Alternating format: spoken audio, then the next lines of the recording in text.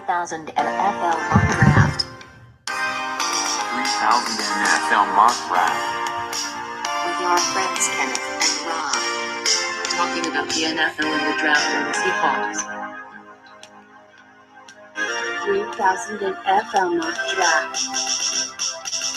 3000 NFL mock draft.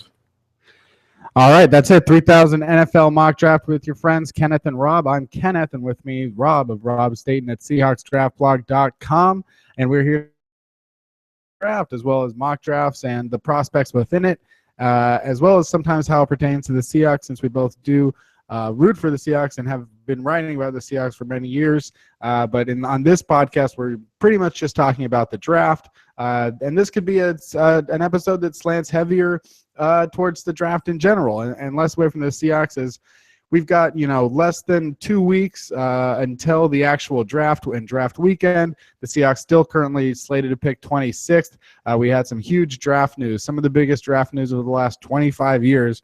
Last week, when the Rams traded up from 15 all the way up to number 1, the biggest jump to number 1 in NFL draft history, from 15 to 1. And Rob came on to Reel in the Field Goals last Thursday to talk about that. So if you haven't heard that and you want to get Rob's thoughts on the trade, as well as myself and Danny Kelly of Field Goals, then you'll want to go back and listen to Reel in the Field Goals from Thursday.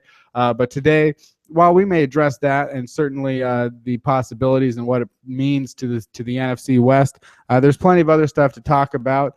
So we'll get right into that. But, Rob, now that you have had 4 or 5 days to think about the trade that the Rams made, has your opinion, how much has that sort of blossomed into a more full opinion of this deal now that we've had a few days to sit on it and get various reports?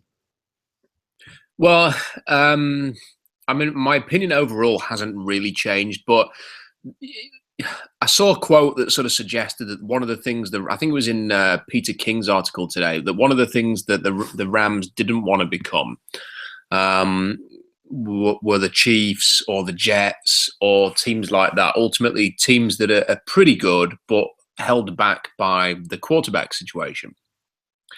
And for that reason, making a big move to go and get your guy is a perfectly logical thing to do. However, the sort of counter to that is that's great, but I do think the Rams could have perhaps prepared better for this situation. They had a lot of picks from the Robert Griffin III trade. They had ample opportunity to bring somebody in, train them up. If they were wanting to make something of a splash, was there not a veteran option in the last couple of years that was better than Nick Foles to try and find somebody who could maybe just carry the fort a little bit, without having to spend so much of your draft going up for one guy? And, it's the kind of deal that if Jared Goff, who it looks as if it's going to be Jared Goff, he seems to be the favorite at the moment. If he becomes a really great quarterback, or even if he just becomes Matt Ryan, people will say, well, fair enough. They got a quarterback that was serviceable. If they get to the playoffs, then everything's going to be great. If they remain an 8-8 or a 7-9 team, as they have perennially been under Jeff Fisher, then people are going to start asking questions. And I just think it's a move that's risky, that's exciting, that is everything that is great about the NFL. It's going to be fascinating to see it play out. The Seahawks get to play whoever this rookie quarterback is, probably in his home debut in week 2. I still think that from a trade point of view, it's better for Tennessee. Tennessee picked number 2 last year. They get Mariota, and this year they're able to move down and get a bevy of picks to help support him now. So I'd be happier as a Titans fan. I understand it as a Rams fan, but I think it's basically they botched the situation, did Fisher and Les Snead when they took the control of the team, and now they're having to pay for it. It's interesting when you talk about, moving up to get your guy and not wanting to fall into one of these teams that they feel is good but not good enough, like a Jets or a Chiefs or whatever, which is interesting too, because Alex Smith for the last couple of years has been probably a top 10 quarterback, though it's not the type of classical, big numbers quarterback stuff, but still a very solid quarterback. I think the Rams would be happy to have had an Alex Smith performance of the last couple of years. Last year, if they have Alex Smith, are they a playoff team? Maybe. But it's interesting, too, when you say that they had all these extra picks from the Robert Griffin III trade, and now here they sit without a quarterback. Why? Mostly because at the time, and I thought it was stupid. I thought it was dumb at the time to really for them to pass on a Robert Griffin because they had Sam Bradford. When at that time, Sam Bradford, I think I was ready to pull the plug on Sam Bradford in 2012. I mean, the injuries, just the lackluster performances, all that kind of stuff. But let's just think about all of the players that they passed on. I mean, because of that deal, I mean, they passed on Robert Griffin. They moved down to 6. They passed on Ryan Tannehill, who was taken 8th, by moving down to 15th or 14th, where they got Michael Brockers. They passed on Brock Osweiler, 2nd round, and they had extra picks. They passed on Russell Wilson, 3rd round. They passed on Nick Foles, kind of money too, for no reason anyway. They passed on Kirk Cousins, who has played pretty well, for the Redskins. So, you think about, well, they have to get one at number 1, and obviously that's not true. They passed on Mike Glennon in 2013. Maybe he's not that great. Maybe he is. Certainly, it seems like there's a lot of interest right now around Mike Glennon and the Bucs. Definitely, is he a franchise quarterback? Is he a Jared Goff? Probably not. But they passed on, other players. Derek Carr, they passed on, in 2014.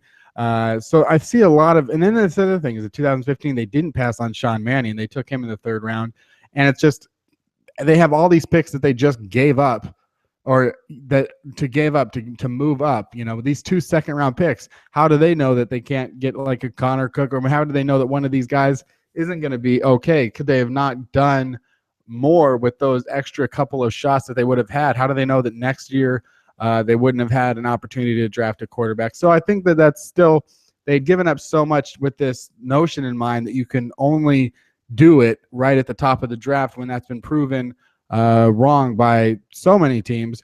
But still, yeah, I mean, if they wind up with a quarterback that is great, then good for them. But how do you feel though now? Like, because at the time everyone said they traded for Carson Wentz.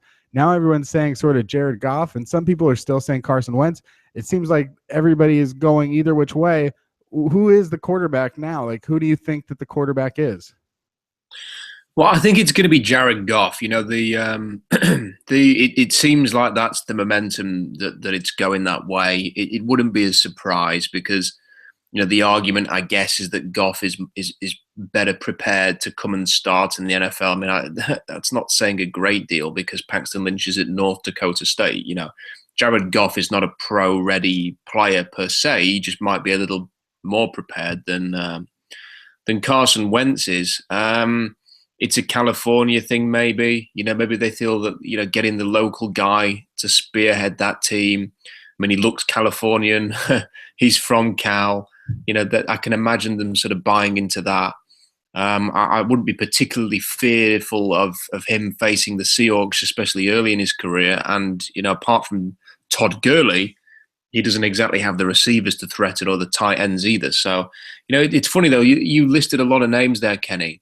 And that's kind of the point that I would make with this. That for the Rams, okay, you have some faith in Sam Bradford. You've made the Robert the Griffin III trade. Why not take at least one of those quarterbacks? Why not sort of say, okay, we're just going to, 2012, we're going to take a Brock Osweiler. Or we're going to, even if they took Ryan Tannehill at number 6, or if they did take Russell Wilson or Kirk Cousins at some point, or Derek Carr or whatever, or Teddy Bridgewater, or whoever they were going to take. Why did they not at least get an insurance guy? Would it have killed them to have done that? I mean, it doesn't make any sense. And now they go and spend all of their money on Jared Goff. Listen, like I say, if in 2 years' time he's one of the better young quarterbacks in the league, nobody will be complaining about this deal. In the same way that nobody was complaining about it when Robert Griffin III was such an expensive pick as well. But they've got to make it happen. They've got to help. They've got to support this guy. They can't do what Washington did with Griffin. They can't, just break him because they've spent so much. They need to get every drop out of him. I mean, if he's nursing an injury, for example, are they going to force him to go out there and face the Seahawks or the Cardinals in the way that Washington did with Griffin because they feel like they've spent so much they have to get an instant return? How much is this a move from ownership that says, we need you to do something special here because we're moving the team. We have to sell season tickets. We need something to ignite the fan base in LA. That seems to me like this is the main motivation for this. is that they want to create a bit of excitement in that city ahead of this move.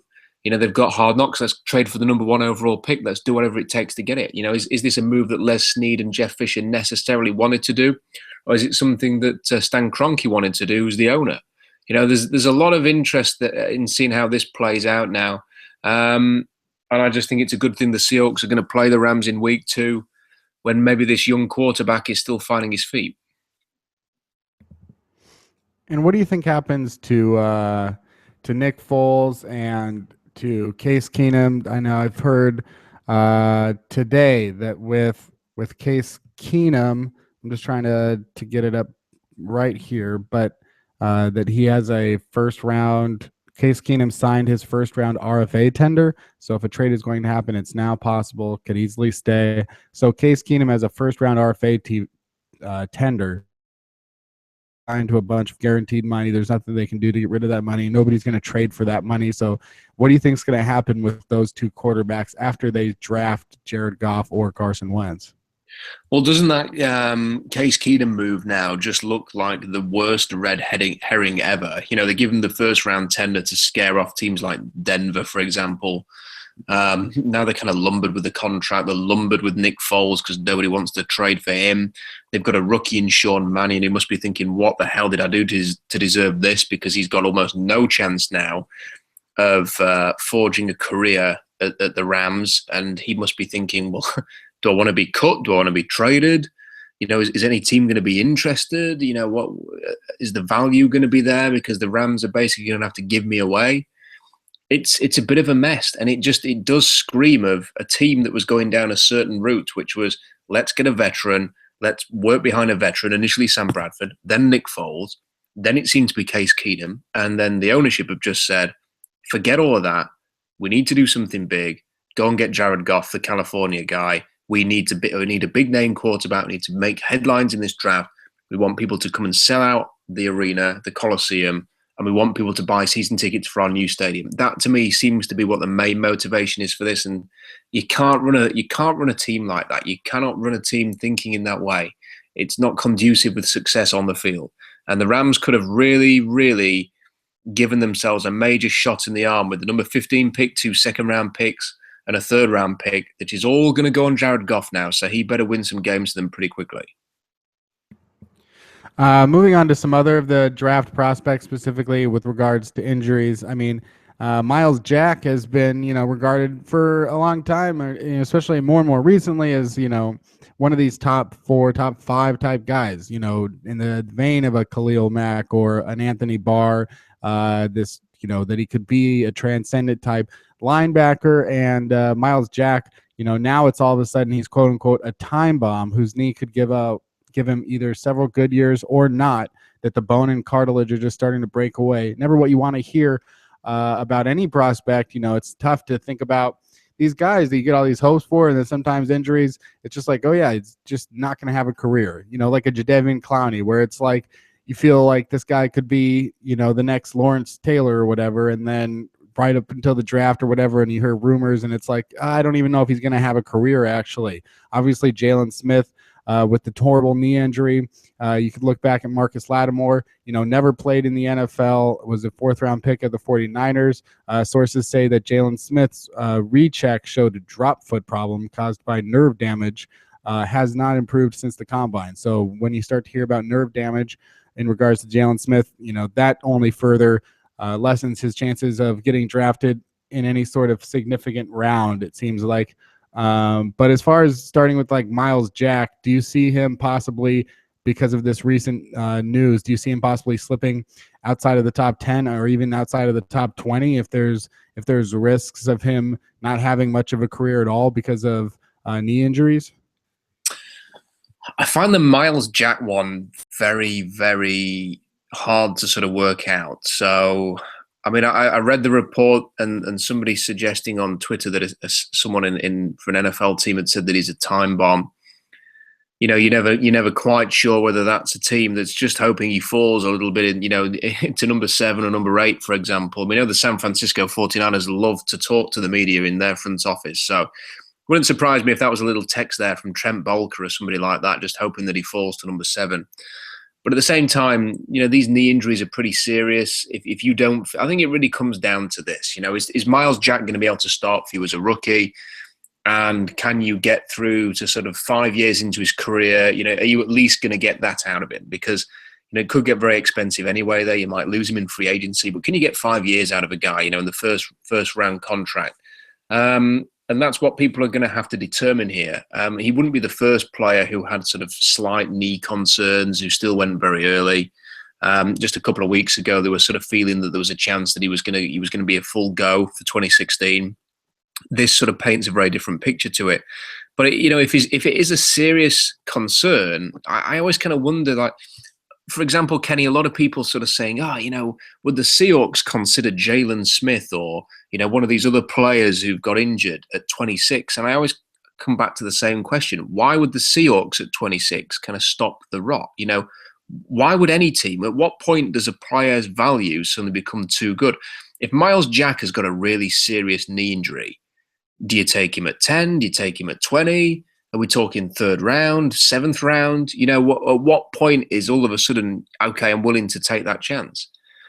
And what kind of a team is it that takes that chance? And I don't think teams in the championship window are going to do it because they want impact players. And I don't think teams that are rebuilding are going to do it because they want guys who can actually get on the field and perform.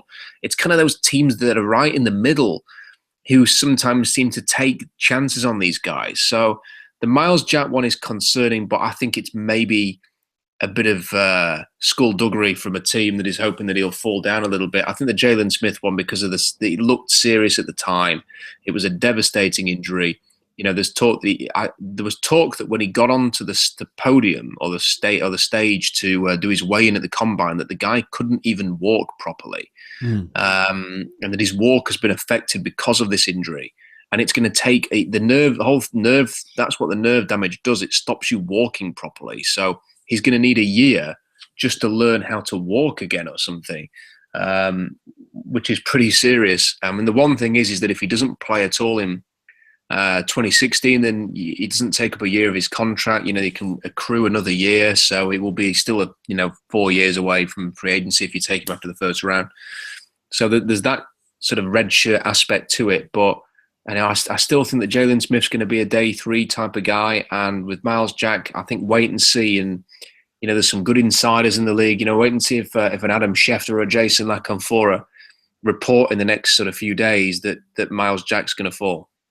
Yeah, it is interesting to think about those slides for certain players with red flags when you get so excited, like, oh, what if Miles Jack falls out of the top 25 and he's available there at 26? And it's like, yeah, I mean, I get what your excitement is about because of Miles Jack's the prospect in college, but he's there for a reason. They're able to say, like, he's there for a reason. It's not just like a miracle. It's not like he slipped through a time warp, because the thing is, like, people think that these prospects go through some sort of wormhole and wind up on the other side for no good reason.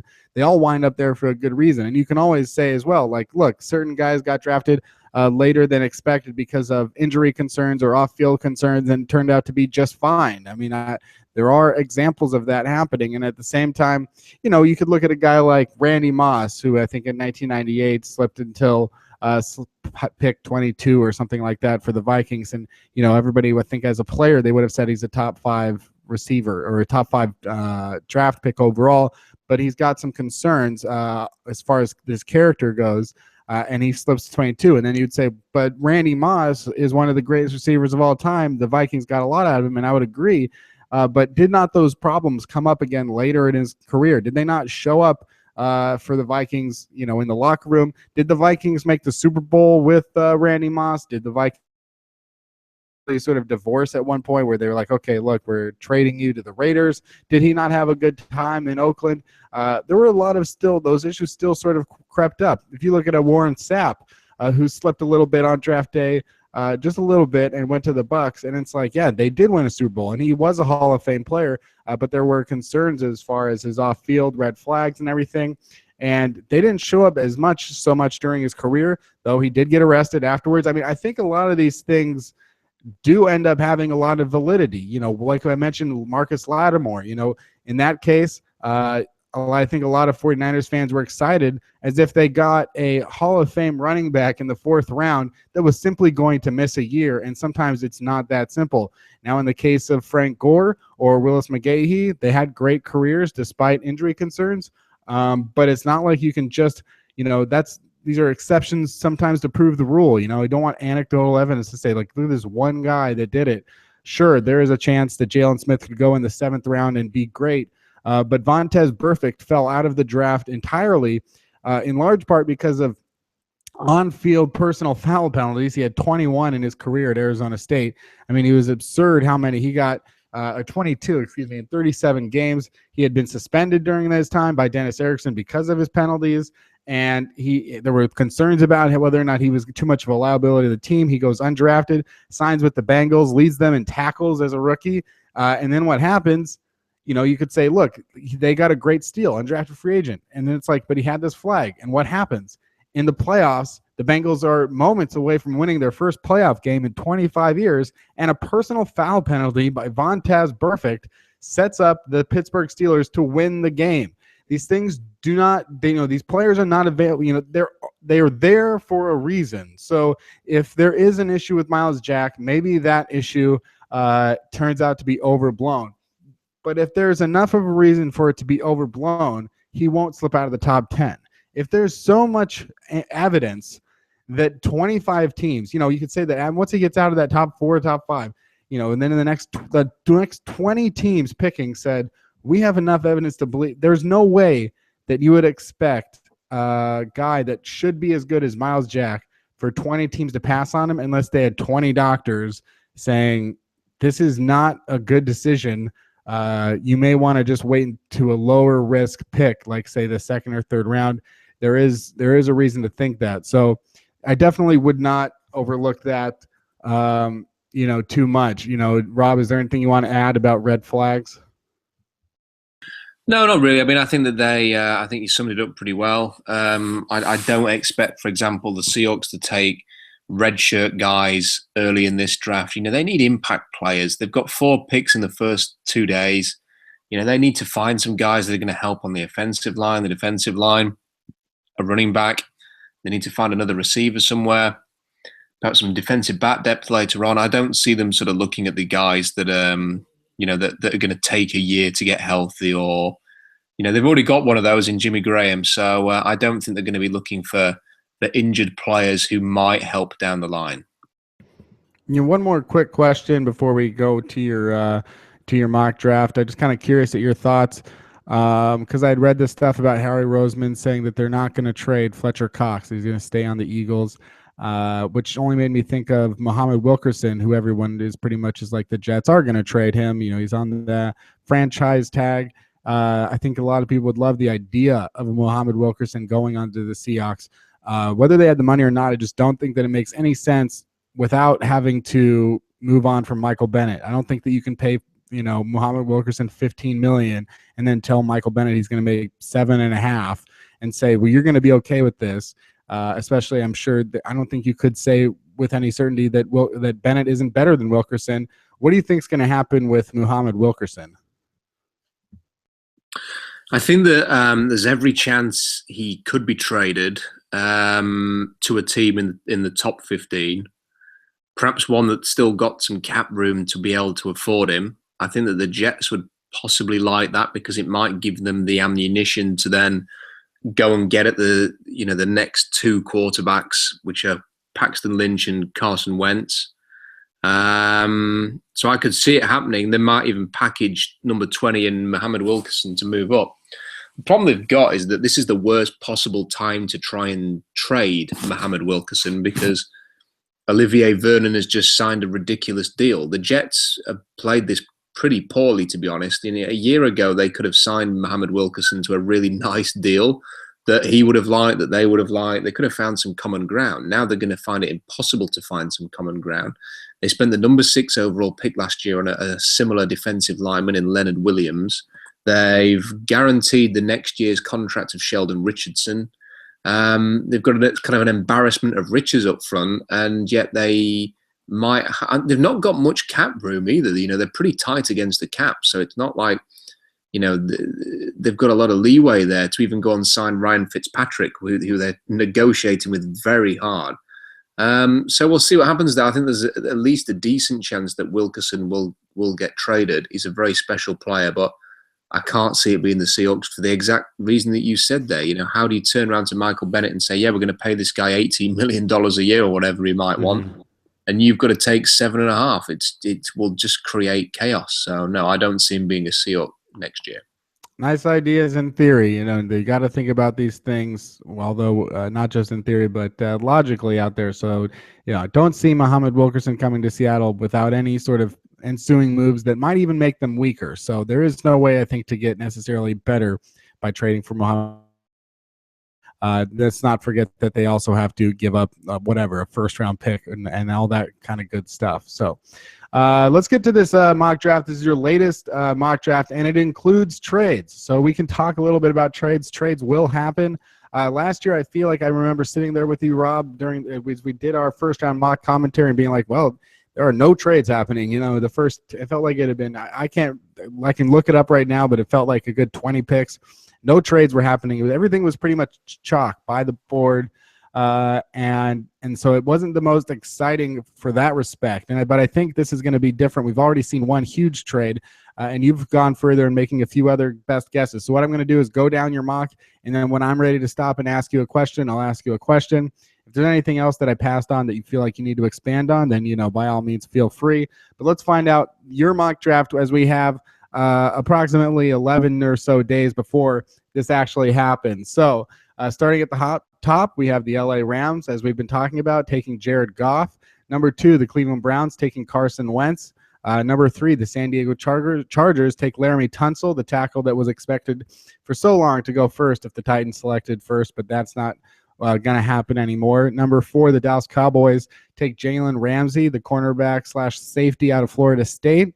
And at number 5, you have the Tampa Bay Buccaneers trading up for Joey Bosa, the defensive end out of Ohio State, another guy that used to be mocked number 1 overall for quite a while. Let's stop there and say, what was your reasoning behind the Bucs trading up for number 5, the Jacksonville Jaguars trading down? Why did the Bucs feel it's so necessary to get Joey Bosa when DeForest Buckner was still on the board? I think the big thing it could have been Buckner or Bosa, really. I mean, either would be a fit for Tampa Bay. But sort of the thinking I did with this trade then is it's their biggest need. They've spent a lot on the offensive line and on the offense in general. I mean, they've got a number 1 overall pick at quarterback. They've got a top 10 pick in Mike Evans at receiver. They've got Vincent Jackson as another receiver. They spent a second-round pick on a tight end. And last year they spent a high second-round pick on Donovan Smith, who's their left tackle. So, and they re-signed Doug Martin. So they've basically invested as much as one team could possibly invest on an offense. It's time to look at the defense. They signed Brent Grimes at cornerback to sort of lessen the need there. I still think they would take one later on. But their biggest need is, without a shadow of a doubt, a defensive lineman. Now, if they sit at number 9, they're going to miss out on Buckner and Bosa without a doubt for me. So, they might feel like, let's make an aggressive move here. I think Tampa Bay are one of those teams that are pretty close to being kind of good. You don't see a ton of holes in their roster. They're a young team. They perhaps just need that bit of time to sort of come together as a complete roster. But you feel like they're getting a bit close. Now, if you put Joey Bosa on there, you've got potentially, several stars. Winston's a potential star. Bosa, Mike Evans, Doug Martin. You've got players. Gerald McCoy. You've got Joe Monte McCoy. David. Sure. So you've actually got a core there all of a sudden, and that for me would be worth. It might cost a second-round pick, for example, to move up.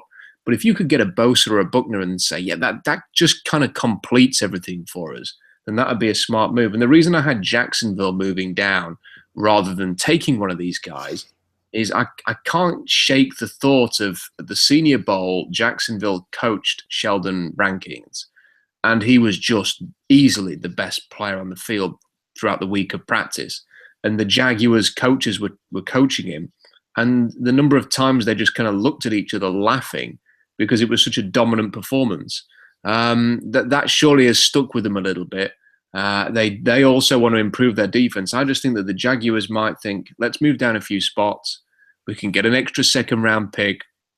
We can still take Sheldon Rankins and play him inside with the guy they got from Denver, whose name I've just totally forgotten. So they signed the big free agent from Denver. They put him alongside Sheldon Rankins, and then they've kind of recreated the Derek Wolfe and sort of double-headed monster that they had in Denver. Malik Jackson, that's it. So you put Malik Jackson next to Sheldon Rankins, and you go and get the pass. You go after the quarterback. So that might be something that they kind of consider there. And I thought that they might just look at moving down and getting Sheldon Rankins.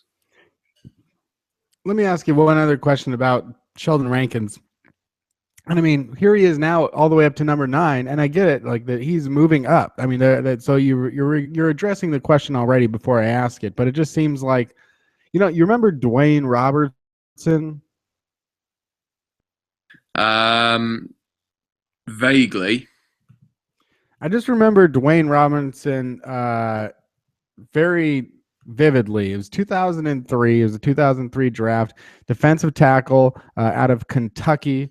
I see here listed at 6'1", 317 pounds. But I just remember that was the year, Carson Palmer, Charles Rogers, Andre Johnson, and then Dwayne Robertson went 4th overall to the Jets. And I just remember Dwayne Robertson, as the months passed leading up to the draft, this defensive tackle he was 21, so he was young, and he just kept on moving up and up in the board. And then Dwayne Robertson became the can't miss defensive tackle. Like, it was just, he was so highly coveted. And I'm not using this example based on the fact that Dwayne Robertson turned out to be a total bust. Really, like, just had a noteworthy traded up. Yeah, they traded up from 13. They gave up an extra first round and an extra 4th round pick to get up and get Dwayne Robertson. He was not a good player, but it just reminds me, and just in the sense that it seems like, especially a defensive tackle, you get these guys that shoot up the board, and it's like they become like these can't miss defensive tackles. And you talk about the way you talk about Sheldon Rankins in terms of his performance at the Senior Bowl and then his performance at the Combine. He's the most explosive player in the draft. And I see him now all the way up to number 9. And I'm just kind of curious. It's mostly, I'm just wondering, why not Sheldon Rankins at number 5? Why not Sheldon Rankins maybe even at number 4? Like, do you see Sheldon Rankins even keeping going higher and higher to the point where Jacksonville can't trade down for Sheldon Rankins? Or do you think that, are there enough things there for teams to sort of, for him to slip outside of the top 5? Is there enough there? What is the evidence against Sheldon Rankins? Well, I mean, there's no real evidence against him. I mean, it's just sometimes this is the way that things work. I mean, Aaron Donald was the 13th overall pick. And if you could go back and do a redraft that year, he'd quite possibly be the number 1 overall pick, or maybe number 2 to Odell Beckham. So with Sheldon Rankins, there's no real rhyme or reason why he wouldn't go earlier. I think that there's a few things to consider. First of all, I've got 3 quarterbacks going in the top 10. It's a very important position of need. I mean, there's nothing to suggest that he wouldn't get up into the range of Bosa and Buckner. I've got them going at 5 and 6. If Miles Jack's injury is as serious as people are suggesting, there's a chance he could go as high as sort of the top 7. I mean, he's that explosive. And if you're looking for a player who he's not going to be Aaron Donald at the next level, but if you're looking for an impact interior rusher who can play some end as well, move across the line, I suspect that teams like New Orleans are going to love this guy.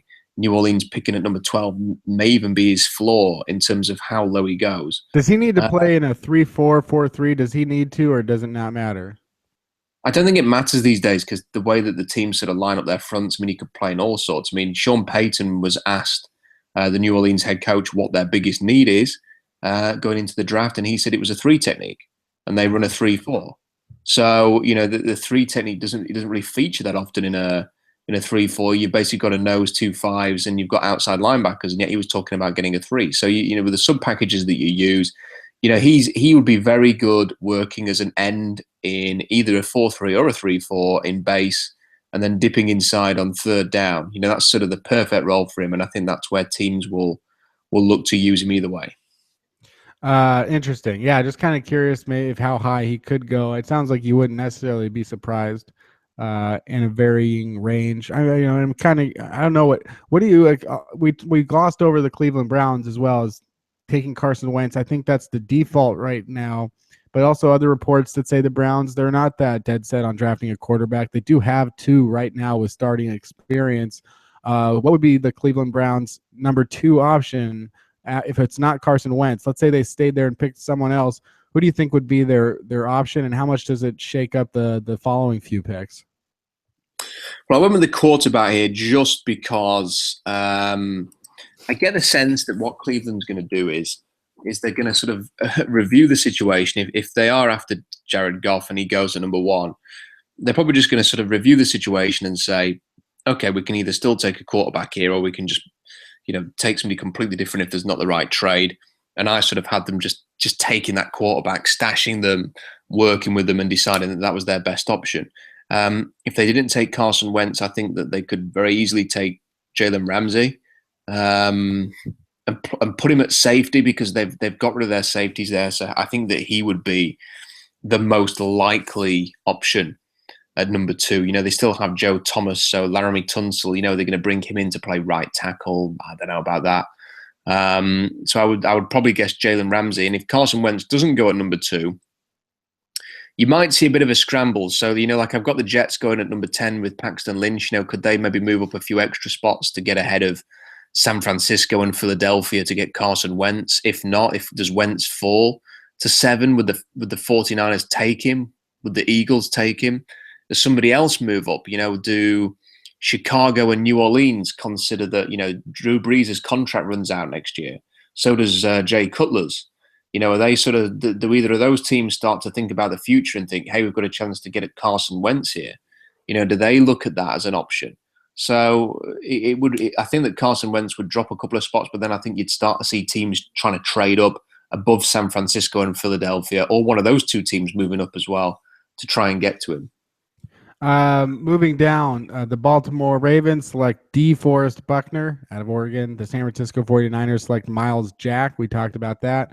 The Philadelphia Eagles select Ezekiel Elliott, running back. Horrible decision for them, though, given the amount of horrible decisions they've made in the offseason. This is probably sounds like a very accurate pick to me. We talked about the Jacksonville Jaguars at 9 taking Shelton. The Gents move up 10 spots to take Paxton Lynch, quarterback Memphis. It makes a lot of sense. The Jets, as at present, don't have a quarterback outside of Geno Smith. Have not come to an agreement with Ryan Fitzpatrick. Doesn't know how, who knows how much longer it'll take for them to figure that out.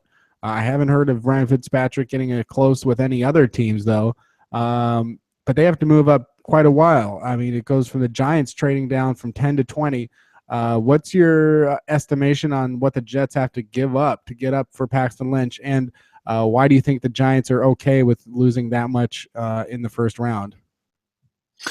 Well, I thought that the Giants might look at the situation. The Giants have traditionally, Kenny, gone after sort of big bodies in the first round. And, they might sort of be considering a move for, one of the offensive tackles, and they might have graded them pretty similarly. So if they think that Jack Conklin, Ronnie Stanley, and Taylor Decker are all of a similar value, they may well just say, hey, do you know what? If we can get a nice deal, we're happy to move down 10 spots. I mean, and they're pretty flexible. I mean, they don't have to go offensive line. There'd be some defensive guys they could look at 20. They could look at receivers in that range. They could consider the tight end, Hunter Henry. There's a lot of options there for them. So, and you could even look at a cornerback as well. So I think that it would mostly depend on what they could get back in return. If they could get the Jets' second-round pick and maybe some early 2017 compensation, maybe even a first-rounder, then that would sweeten the deal. I'm not sure how much cap space they have left after their spending spree, but have they got enough for Muhammad Wilkerson? Is that something that they would consider? Adding another great defensive lineman to their new stable, would that be something that they would consider just to move back 10 spots, possibly? So there's some options there, and I do think that the Jets, because of the news today, that they're probably not going to get a deal done with Ryan Fitzpatrick before the draft, which suggests that they're at least willing to go into the draft and see what happens there and then make a decision on Ryan Fitzpatrick. And it might be a case of, if we can do a deal, for one of the top quarterbacks, we'll do it and we'll move on. If we can't, then we go back to Ryan Fitzpatrick and we get a deal done here. Yeah, interesting as well. Does Ryan Fitzpatrick play chess? Because he's a smart Harvard guy, and what is this going to be what's his strategy going into this? Because what if the Jets do draft a quarterback and then he's lost a leverage there? Maybe he thinks they're bluffing and they won't find a quarterback, and that they will have to be, because then he'll gain leverage if they can't come away with someone that they really believe can help them win games next year. So it is an interesting little chess match there. I think the Harvard boy knows a thing or two. At 11, Chicago Bears taking Leonard Floyd, linebacker out of Georgia, and I've been wanting to ask you about him because we've done a lot of mock drafts here on 3000 NFL Mock Draft. I put it right there in the title of the podcast. And Leonard Floyd is not a guy that was showing up on mock drafts during the season when we were doing these, and not really that often, at least, and we haven't talked about him. Who is, tell me a little bit about Leonard Floyd and why he has gained top 15 status. Well, he's got a lot of bust potential. He is going to get put in the category of Barkevius Mingo and Aaron Mabin, if you remember these guys. And people are going to be a little bit fearful of him. I think fans will be. But he's also the kind of player that teams seem to salivate over. So he's, very nice size, he's tall, long, explosive, in terms of speed, and his jumping at the combine was perfect. He is a terrific athlete. I think as a pass rusher, he's got a lot to learn, because you were kind of watching him. He played all over the linebacker spot for Georgia, and then very occasionally he would sort of have one of these games where as a pass rusher he was great, and people would talk about him as a future top 10 pick. He didn't come out last year. He's come out this year because he kind of disappointed as a pass rusher. And in 2015, he didn't really improve in that range. But what he did do, which kind of stood out to me, there was one play that still really sticks in my mind. And he was in coverage, and he followed a team's leading receiver he was in the slot, lined up in the slot, went on a kind of a little wheel route almost, and just took the route down the sideline. And Leonard Floyd stuck with this guy and broke up the pass like he was a defensive back. And I think he's like 6'4", 235, 40 pounds.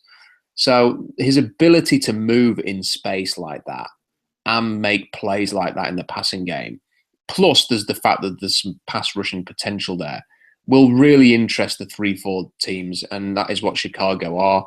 They may well try. They've got Vic Fangio there, who famously turned Alden Smith into a great player. He may well be feeling I can do the same with Leonard Floyd. And because of his ability in coverage on top of the pass rush potential, he has every chance of going early. This is a bit earlier than I personally would want to take him, but there seems to be a lot of buzz about him right now going in the top 15.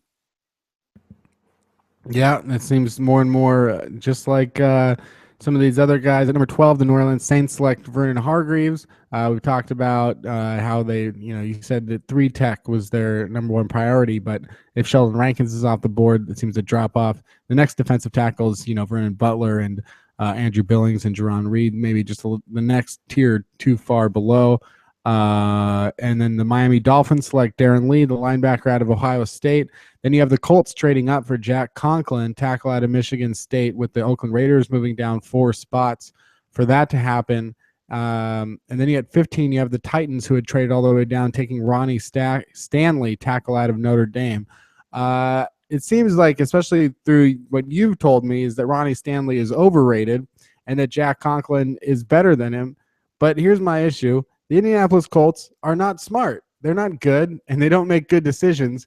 And you have them trading up for Jack Conklin. Why don't you have them trading up for Ronnie Stanley if they're going to get a tackle? Because it seems like they would do the more simple thing, which is take Stanley, who's more higher rated, it seems like, by most experts out there other than you. This seems like more of a Rob move than what I've come to get used to from Ryan Grigson. I think maybe you might be a better GM than Ryan Grigson. Yeah, I think that my 2-year-old son might have a claim to that as well. But, I think that the reason I had them taking Conklin is they seem to have got a profile for offensive linemen in Indianapolis. Anthony Costanzo is their left tackle, and they drafted Jack Mewhort in 2014. And Jack Conklin is much more like those two players than Ronnie Stanley. So, they may well draft Ronnie Stanley, but then they'd have to move Costanzo over to the right side, which I don't think they'd be willing to do. I think they've just paid Costanzo left tackle money. It's much easier to plug in a right tackle and move Mewhort inside, which I think they have already done. So Conklin is ideally suited to right tackle. If they wanted to play Conklin at left guard, he could do that as well. He just seems to, and while you're right, they could easily make the silly mistake of taking Ronnie Stanley instead. I think that Conklin's the better player. Not necessarily the best athlete, but certainly a better football player. They might well make that mistake, but I think it just makes more sense and it's more in line with what they've done in the past to target a Conklin or a Taylor Decker instead of Ronnie Stanley. There you go. At 16, the Detroit Lions take Reggie Ragland. At 17, the Atlanta Falcons take Kevin Dodd. Dan Quinn getting another defensive end there. And with Clemson, they just took Vic Beasley last year. So pairing two guys together, and it's not Shaq Lawson in this case, it's Kevin Dodd. At 18, the Oakland Raiders moving down and taking William Jackson the third, cornerback out of Houston. Now, the Raiders for many a year been a terrible organization and made bad drafting decisions, but now they've got 3 or 4 really great young pieces to build around. Does William Jackson fit that mold, and why is he, just in the same vein as Leonard Floyd, why is he a guy that we're talking a lot more now than we did months ago? I think that he sort of did everything that you could possibly imagine to boost his stock. So great combine, tested through the roof, has got the length in terms of the arm length and the size, very fluid. You look at his stats, and he had, I think, something like, I want to say 5 or 6 interceptions last season. You watch him on tape, his recovery is very good. So when he gets beat, his recovery speed and his reactions are very good. He high points the football to make plays. I mean, he's also a good character guy, and he actually had a visit with the Seahawks, whether it was a personal workout or a visit to the VMAC. The Seahawks have met with this guy. He's one of the fastest rising prospects, and I think that he could well interest Oakland, who desperately need to add to their secondary. I think the other thing with the Raiders is that they're an interesting team because they have done so well. They're going to have a lot of options. They've kind of boosted the offensive line. They've spent big bringing defensive guys in to help them as well. I still think that they could just bring in Jackson to play alongside Sean Smith if they signed at cornerback. They could perhaps try Smith at safety if they wanted to as well. I think they're going to have some nice options in the middle of the first round, Oakland. They've got a chance to really help themselves even further. And they have drafted well over the last couple of drafts. So I think if they stay put, then someone like Reggie Ragland would make sense for them. Real solid inside interior linebacker to go with the speed they've got off the edge with Khalil Mack and Bruce Irvin. So that would be a sound pick as well. But if they drop down, someone like William Jackson makes a lot of sense. Moving on, the number 19, the Buffalo Bills select Vernon Butler, defensive tackle out of Louisiana Tech. At number 20, the Giants had moved down, and now they take Taylor Decker. 21, the Washington Redskins selecting Ryan Kelly, the center, the first center off the board and the only one in the first round here. Just like the Houston Texans taking Hunter Henry, tight end out of Arkansas, the only tight end going in the first round. 23, the Minnesota Vikings take Josh Doxson. And as I'm just sort of double checking here, the first wide receiver off the board, that's been a place of contention. And just a spoiler alert, the only wide receiver you have going in the first round. Can you quickly explain why Josh Doxson, for you, has become the only first round receiver?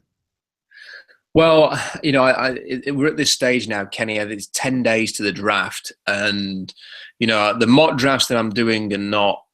But they're not solely based on what I think anymore, because I'm not picking. I'm not the NFL GM of 32 different teams. So I'm trying to sort of do it based on what is out there. I think that Jason LaCanfora is one of the great insiders at this point. I think his articles at CBS are very interesting, and he has indicated that he believes Josh Doxson will be the first receiver taken. Now, and I went through this mock with the intention of having at least 3 wide receivers. Yeah, probably 3 wide receivers in the first round.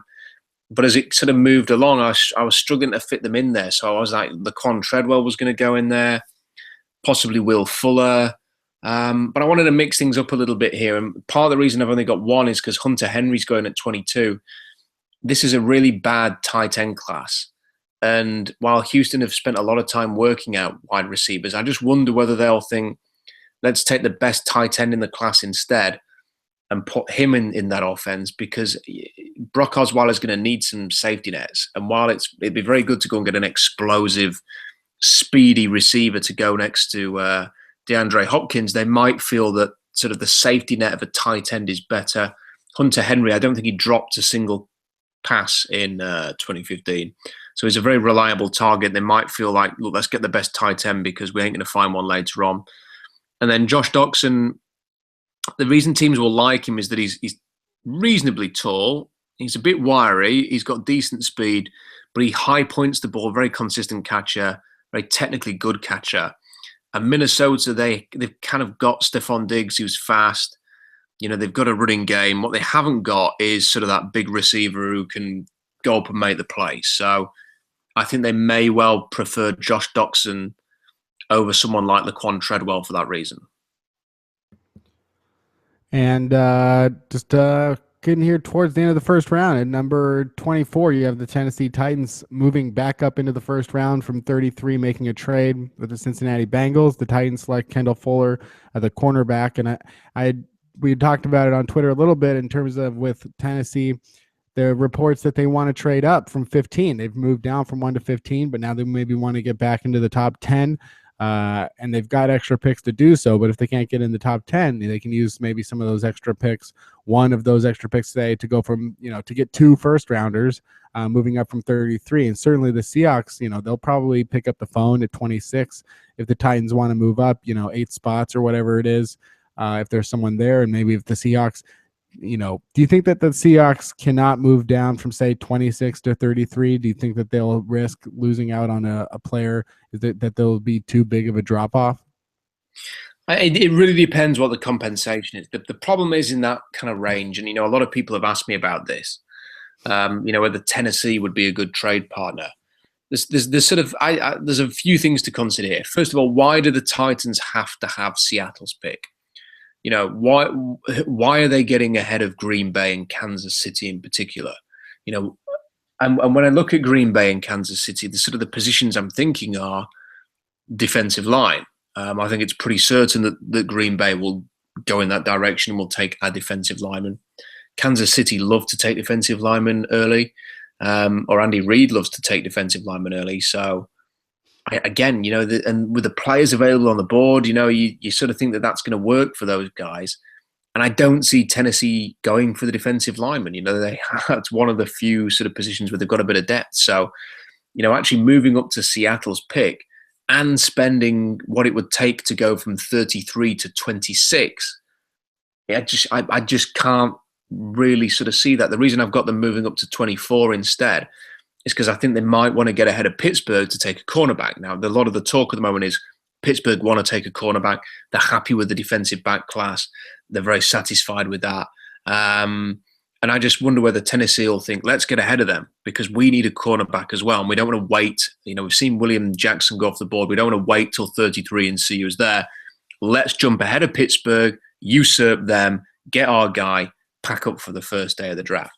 I think that's why they move up to there. I don't really see why they'd want to get ahead of Green Bay or Kansas City. And the thing with the Seahawks is that it would be a considerable drop. And I think if they are going to drop into round 2 from 26, it'd almost be better off. They'd almost be better off going back, 20 slots. They'd be better off sort of trading into like 46th pick or something and trying to get more back for that, because they might only get a 5th rounder or something, or a 4th rounder to move from 26 to 33.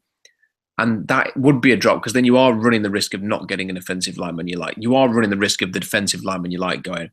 And the worst thing would be to be at 33, having just missed out on the guys you kind of really like, and then feeling like you've got to move down again and again. And, I just think that they're either going to take someone at 26 or they're going to get a really good deal, but that means they move back a little further than maybe some people would be comfortable with.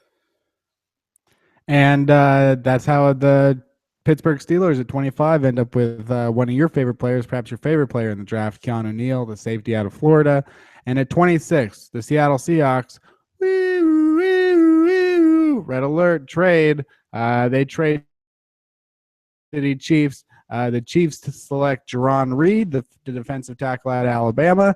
And the Green Bay Packers at 27 select Andrew Billings, the defensive tackle out of Baylor. So for the Seahawks, moving down 2 spots, they just miss out on those 2 defensive tackles, and they're right back at it at 28. And for the Seattle Seahawks, you have Germain Ifedi. We've talked a lot about him on this podcast. We've talked a lot about him on SeahawksDraftBlog.com. And you have them taking him over Jason Spriggs. And I guess the only question at this point is, you've talked about TEF and how there's this 3.0 threshold, and Ifedi does not quite hit it, though he's very close. Meanwhile, Spriggs is off the charts, one of the best TEF guys in the last 5 years, perhaps, for offensive linemen. Why is that? If the athletic gap and explosive gap is that large, what is so much different about the 2 prospects that the Seahawks would still overlook it to some extent, slightly, to take Ifedi over Spriggs? Well, first of all, I think that the trade that I've got here could easily happen because the Seahawks have got a relationship with Kansas City. They've done a deal in the past with Kelsey McRae. The 2 GMs know each other. Kansas City might want to get ahead of Green Bay to get. If they're both looking at defensive linemen, they might want to get ahead of Green Bay, take the guy that they prefer, and just giving Seattle the 5th round pick back that they got for Kelsey McRae. It kind of makes a bit of sense to me, to kind of make that trade. The Seahawks might be willing to move down a couple of spots there to get that extra 5th rounder. In terms of Ifedi versus Spriggs, what I would consider the most here is that Spriggs, more explosive, more athletic, but maybe also a left tackle. And the Seahawks seem very prepared to play Gary Gilliam in that slot. They've got Jamarcus Webb, who is a bigger guy. They might take Jason Spriggs and put him at right tackle and say, yep, we're going to go with athleticism at those 2 positions. That could easily be what they do. And if you've noticed, they've worked out a number of players, Vernon Butler, Jonathan Bullard, they've worked out Germain Ifedi, all likely targets, and there's been absolutely no talk of them looking at Jason Spriggs. So that might be a bit of a smokescreen on their behalf, and then they just go and take Jason Spriggs, who has been linked, as a guy who's going to go in that sort of 26 range. So Jason Spriggs might be the guy, and they might go for 2 very athletic bookend tackles. Could definitely see that. But at the same time, they have seemed to have got an ideal at left guard and right tackle, and that is massive size. Justin Britt's 320 pounds and 6'6". James Carpenter was enormous. They tried him at right tackle and left guard. Robert Gallery was enormous. He played left guard.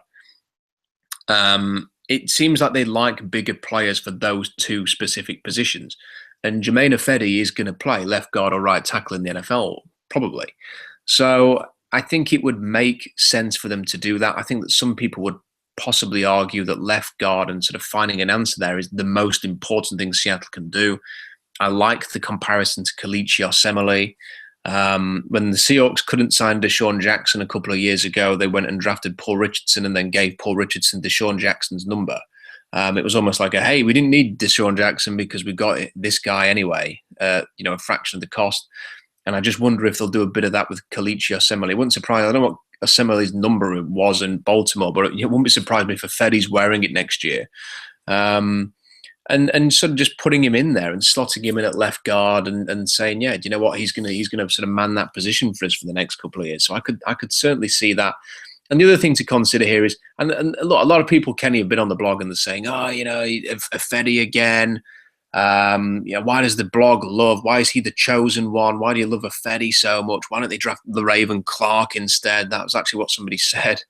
And I'll just sort of quote this from Tony Pauline, which kind of sums it up. He says, during the pro day at Texas A&M earlier this week, I posted the visit list for Germain Ifedi. Absent from the teams on the list were the Seattle Seahawks, yet most people I speak with feel Ifedi is a great fit for the team at the end of round 1. The recurring comment is, Ifedi is a Seattle Seahawks type of lineman.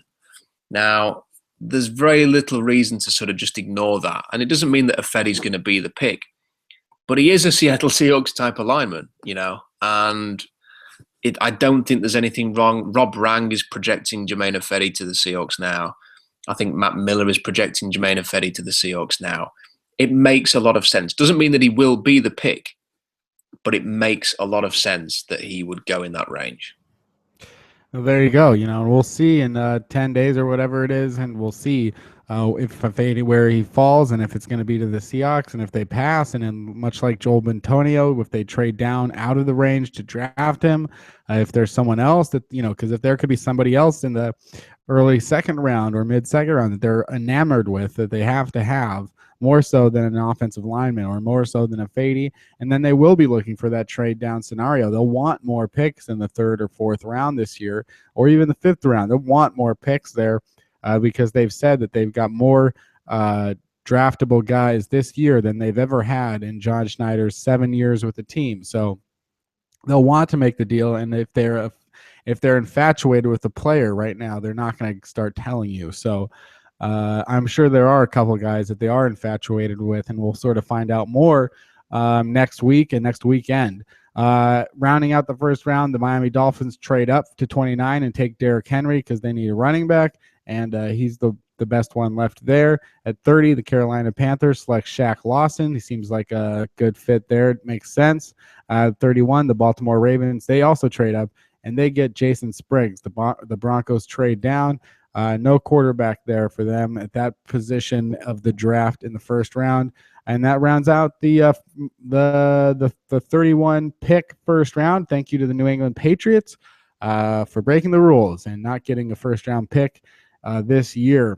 They'll have 2 in the second, and that's it. That's the end of our first round mock for April 18th with trades as well, and the Seahawks make a small deal, and we'll see what happens. And that's going to be the end of our podcast. Rob, as always, I always open up the floor to you and say, hey, look, in case I've stepped over your toes as a very talkative co-host, please, by all means, is there any other thoughts that you'd like to give in terms of the Seahawks or what's going on today? They signed Brandon Browner. Is anything else going on that you just want to say before we wrap it up? I think that maybe there's one other thing that we could just very briefly touch on, and that is the whole Robert Nkemdiche thing. Because in what appears to be maybe an agent idea, you kind of see these things. We had the Greg Hardy interview with Adam Schefter, which was a car crash the other week. It seems like his agent has got in touch with somebody at ESPN and said, hey, look, we could just do with Robert getting a nice positive story out there. Is there any way that, you could come and spend some time with him, maybe go and watch him hug some old people? I'm not making this up. Watch him go and hug some old people and then go and have a game of bowling. That would be really grand. And that is exactly what the ESPN reporter has done. Sadly, on behalf of Robert Nkemdiche, one of the first things he actually tells said reporter is that he wants to own a pet panther. So that was the first line in the story, because the journalist clearly is not 100% bought into the pro Robert Nkemdiche, let's just say how great he is article. So he leads the thing with, here's another thing to be worried about Robert Nkemdiche. I think he says something on the lines of, you can just see the headline now, visitor mauled to death by Robert Nkemdiche's panther. And it does sort of just add another thing to be concerned with Nkemdiche about. And what the crazy thing about the whole of this is, Kenny, is that the Seahawks need, on defense, in my opinion, a guy who can play defensive end in base and play well against the run, offer some little pass rush if they can, and then dip inside on third downs and nickel. And that would be the perfect role for Nkemdiche. And he's explosive, and he's athletic, and he's fast. And you know what? You watch him, and all right, there's some games where he loafs around and stuff like that, and that's probably going to put the Seahawks off anyway. But you look at him at the game against Alabama that he played, and you think this guy would be perfect for the Seahawks. And yet I've spent most of the last few weeks arguing why they won't take him, because there's just so much baggage there. I think there's even so much baggage for the Seahawks. I know they took Frank Clark last year. You know, Bruce Irvin's a completely different story because he turned his life around before going to West Virginia and then had no issues at West Virginia. In fact, if anything, he was a total story of positivity and redemption when the Seahawks drafted him. The Frank Clark one was a totally different matter. But this Nkemdiche to me seems like the kind of guy who could be worse than Randy Gregory. There's a history of violence. If you type in his name and his brother Denzel's name into Google, you will find everything from reports of them beating people up to reports of him falling out of a window and reports that he took synthetic marijuana before falling out of said window. If you type in Robert Nkemdiche bong into Google Images, you find 100 images of him smoking a bong. Which somehow made its way onto Instagram or some Snapchat or something like that. You know, there is so much that is just going to hold back Robert Nkemdiche, and he is a bit of a weird guy. You know, he was very spiritual. Plays the saxophone. Not that there's anything wrong with that, but you know, he's quirky. He's a quirky personality with violence in his past, a bit of a strange upbringing. Just a lot of things that are there. And his brother, you know, the report was saying stuff like, you know, one of the first questions he's asked is your brother coming with you? And he has to say no, you know, and, you know, it's not the kind of thing you want to ask someone. Hey, by the way, can you never see your brother again? You know, that's not the kind of question as a front office you want to be drafting someone having had to ask that question. Right. And for these reasons, Nkemdiche is probably going to fall out of the first round. And it's a real shame because in terms of an athletic profile and Seahawks need, he would be an option at 26. But I'm not even convinced he's going to be on their draft board because of all of these issues. And I don't think this article, as much as it was intended to show the nicer side of him, you know, he plays bowling, he's not very good at it, he you know, takes the piss out of himself, you know, he's not too serious. His friends like to laugh and joke with him and he takes it well. He sees an old, you know, I mentioned the article says he sees an old couple he knows and rushes to give them a hug. You know, it's stuff like that. You just think, oh, give me a break. And amid all of this, it's a sad story of someone who's probably going to fall in the draft. Who knows what kind of a career he has? He's got the potential to be another JJ Watt or somebody like that. He's that freaky athletically, but I don't know. It's tough. He's the kind of player that if the Seahawks drafted him, you'd say, well, they must have done the homework and fair enough. They probably just aren't though, and that is a shame for him. It'll be interesting to watch. And we'll see what happens with Nkemdiche. As you mentioned, other guys like Randy Gregory and Frank Clark. You know, it's not just a process of finding out how far he falls, but then also finding out 1 to 2 to 5 to 10 years later whether or not it was the right decision for teams to pass on him or not.